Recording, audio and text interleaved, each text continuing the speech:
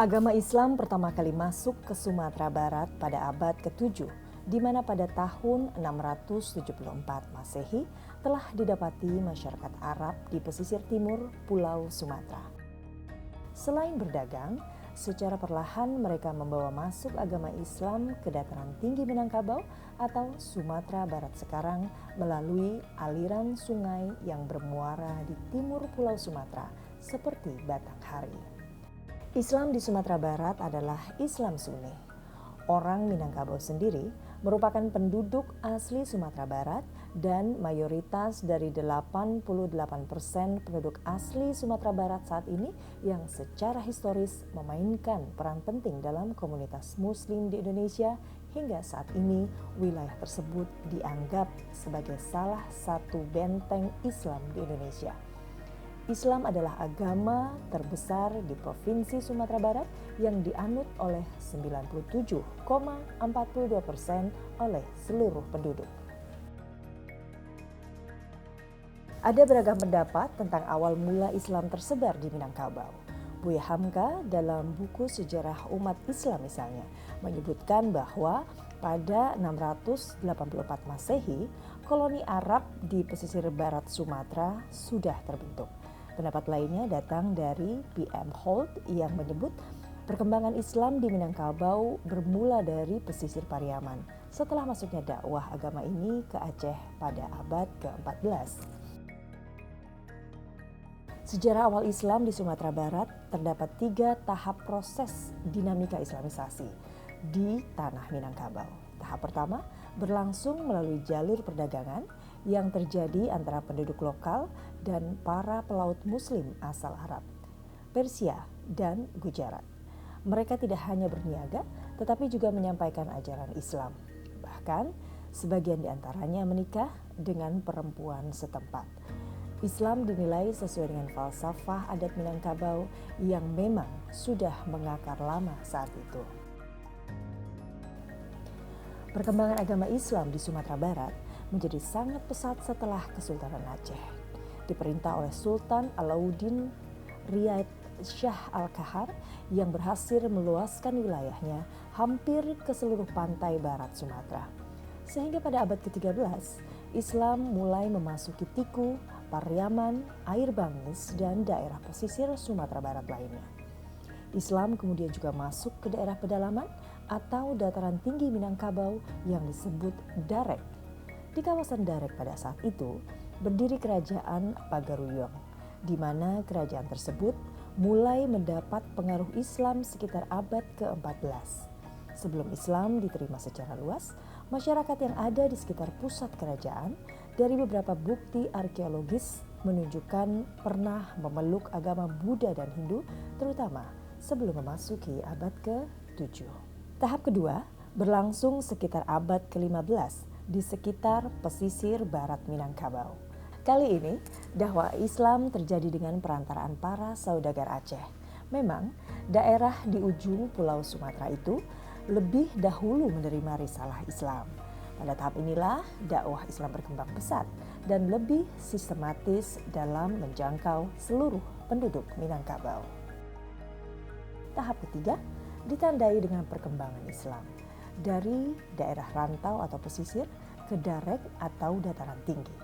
Mengutip Holt, kaum Darek lebih belakangan dalam menerima Islam karena di sanalah para pemangku adat memegang peran dalam akulturasi kebudayaan Hindu-Buddha atau kebudayaan Jawa yang diinisiasi Kerajaan Pagaruyung. Pergerakan dakwah dari pantai ke pedalaman ini dikiaskan dengan ungkapan syara mandaki adat manurun. Artinya, penyebaran syariat dan ajaran-ajaran Islam mulai naik ke dataran tinggi. Dari pantai sebelah timur Minangkabau ada Kerajaan Kuntuh. Adapun dari pantai barat Minangkabau melalui Pariaman, Islam disebarluaskan oleh murid-murid Syekh Burhanuddin Ulukan, seorang salib tarekat Syakariah dan pernah berguru pada mufti kerajaan Aceh, Syekh Abdur Rauf As-Singkili. Pada masa pemerintahan Anangga Warman, anak Aditya Warman sang pendiri kerajaan Pagaruyung, pengaruh Hindu-Buddha mulai pudar. Hal ini seiring dengan melemahnya Majapahit di Pulau Jawa. Dominasi Majapahit digantikan pengaruh Kesultanan Demak. Namun, Majapahit di bawah pimpinan Wikramawardhana, menantu Hayam Wuruk, sempat menyerang Pagaruyung meski akhirnya kalah. Lokasi pertempuran itu kemudian dinamakan sebagai Padang Sibusuk. Kemudian nama daerah tersebut berubah karena berada di Kabupaten Sijunjung menjadi Padang Sibusuk Sijunjung. Hal ini untuk menandai bahwa banyaknya mayan membusuk dari korban jiwa yang jatuh bergelimpangan di sana. Sementara mayoritas masyarakat Minangkabau menjadi Muslim, Islam dimulai dikenal kalangan Istana Pagaruyung sejak abad ke-17. Dalam Tambo dijelaskan, raja pertama yang memeluk agama ini bergelar Sultan Alif. Dengan demikian, muncul lembaga baru yang disebut Raja Ibadat sebagai perimbangan daripada Raja Adat yang mengurus persoalan tradisi dan Raja Alam sebagai eksekutif pemerintahan. Ketiga lembaga itu dihimpun dalam Rajo Nantigoselo. Di bawahnya terdapat lembaga Tuan Kadi dan Malin. Dasar pengaturan masyarakat Minangkabau pun bertransformasi. Sebelum kedatangan Islam, filsafat adat Minangkabau mengambil acuan dari ketentuan alam. Cendekia mengamati alam, menemukan hukum-hukum alam untuk kemudian dipetik hikmahnya. Setelah Islam diterima, adat Minangkabau disempurnakan dengan ketentuan agama, yakni sesuai Al-Quran dan Sunnah. Dengan begitu, ada dua kutub yang menjadi rujukan masyarakat setempat, yakni adat dan agama. Keduanya saling berdampingan tanpa harus saling meniadakan. Pepatah adat Basandi Syarak Basandi Kitabullah yang merupakan sintetis dari oposisi biner tersebut. Adat berjalan seiring dengan tuntunan agama. Seorang pemuka adat mesti seorang muslim yang taat menjalankan syariah Islam. Di saat yang sama, seorang ulama harus memahami adat Minangkabau secara komprehensif. Dari tanah Minang lahir ulama, cendekiawan, dan tokoh bangsa yang sangat berpengaruh dan besar jasanya untuk bangsa Indonesia. Oleh karenanya, Minangkabau adalah salah satu daerah penting dalam sejarah Islam di Indonesia. Dari daerah inilah bermulanya penyebaran cita-cita pembaruan ke penjuru daerah lainnya. Pembaharuan yang terjadi di Minangkabau dimulai dengan adanya gerakan Panderi pada awal abad ke-19 yang digelorakan oleh Tuanku Imam Bonjol. Ulama harismatik tingkat dunia yang berasal dari Minangkabau diantaranya adalah Syekh Ahmad Khotib Al-Minangkabawi rahimahullah yang berjaya di tahun 1860 sampai 1916. Beliau adalah seorang ulama Indonesia asal Minangkabau. Ia lahir di Nagari Kuto Tuo, Kecamatan Empat Kuto, Kabupaten Agam, Sumatera Barat pada tanggal 6 Zulhijjah 1276 Hijriah atau 1860 Masehi dan meninggal di Mekah pada tanggal 8 Jumadil Awal 1334 Hijriah atau 1916 Masehi. Beliau menjabat sebagai imam mazhab Syafi'i di Masjidil Haram. Banyak pemimpin reformis Islam Indonesia belajar darinya, termasuk Kiai Haji Ahmad Dahlan, pendiri Muhammadiyah, Kiai Haji Hasyim Asy'ari, pendiri Nahdlatul Ulama, dan Syekh Sulaiman Ar-Rasuli, pendiri Perti. Syekh Sulaiman Ar-Rasuli, sang pendiri Ormas Islam Tarbiyah Perti yang juga dikenal sebagai Inyak Canduang. Beliau dianggap sebagai tokoh yang menyebarluaskan gagasan keterpaduan adat Minangkabau dan syariat lewat ungkapan Adaik Basandi Syarak, Syarak Basandi Kitabullah. Pendidikan terakhir Syekh Sulaiman Ar-Rasuli adalah di Mekah.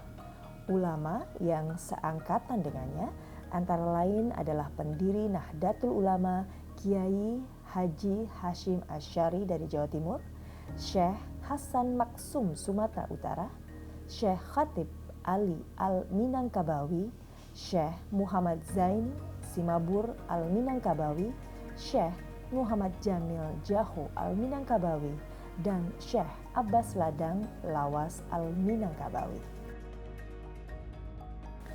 Ada juga tokoh bangsa sang Bapak Proklamator Republik Indonesia, yaitu Dr. Honoris Causa Dr. Andes Haji Muhammad Hatta yang lahir pada 12 Agustus 1902 dan meninggal pada 14 Maret 1980. Beliau dikenal dengan sebutan Bung Hatta. Bung Hatta dikenal akan komitmennya pada demokrasi. Ia mengeluarkan Maklumat Nomor 10 yang menjadi tonggak awal demokrasi Indonesia. Di bidang ekonomi, pemikiran dan sumbangsihnya terhadap perkembangan koperasi membuat ia dijuluki sebagai Bapak Koperasi Indonesia. Dari tanah Minang pula, lahir Haji Abdul Malik Karim Amrullah, populer dengan nama pena Buya Hamka. Beliau adalah seorang ulama dan sastrawan Indonesia. Ia berkarir sebagai wartawan, penulis, dan pengajar. Beliau menjabat Ketua Majelis Ulama Indonesia pertama dan aktif di Muhammadiyah hingga akhir hayatnya. Universitas Al-Azhar dan Universitas Nasional Malaysia menganugerahkannya gelar doktor kehormatan. Sementara Universitas Mustopo Jakarta mengukuhkan Hamka sebagai guru besar. Namanya disematkan untuk Universitas Hamka milik Muhammadiyah dan masuk dalam daftar pahlawan nasional Indonesia. Ulama besar yang berasal dari tanah Minangkabau diantaranya adalah Syekh Muhammad Yasin Al-Fadani. Beliau adalah seorang ahli sanad hadis, ilmu falak, bahasa Arab, dan pendiri Madrasah Darul Ulum Al-Diniyah Mekah. Oleh karenanya, beliau dijuluki sebagai Sang Musnid Ad-Dunya, yaitu gudang sanad dunia abad ke-20. Hampir semua ulama abad ke-21 di Indonesia bersanad hadis dari beliau. Ia merupakan putra ulama terkenal Syekh Muhammad Isa Al-Fadani asal Padang, Sumatera Barat. Ia menuntut ilmu hingga jauh ke Mekah dan merintis sebuah madrasah bernama Madrasah Dar Al-Ulum Al-Diniyah pada 1934 yang mencetak banyak ulama dari Indonesia. Di kalangan santri Indonesia, Syekh Yasin dikenal sebagai benteng doktrin Ahlus Sunnah wal Jamaah di tanah Haromain. Salah satu bukunya yang dikenal di kalangan pesantren adalah Al-Fawaid Al-Janiyah yang berisi ulasan mengenai kaidah fikih atau qawaid al-fikih. Kecintaan pada agama dan tanah air yang diperlihatkan oleh para tokoh besar dari Sumatera Barat tersebut tentu cukup menjadi bukti bahwa Islam dan nasionalisme bukanlah dua hal yang harus dipertentangkan. Semangat inilah yang hendaknya terus dipertahankan, yaitu semangat cinta tanah air. Semoga akan terus lahir ulama dan tokoh nasionalis dari tanah Minangkabau tercinta.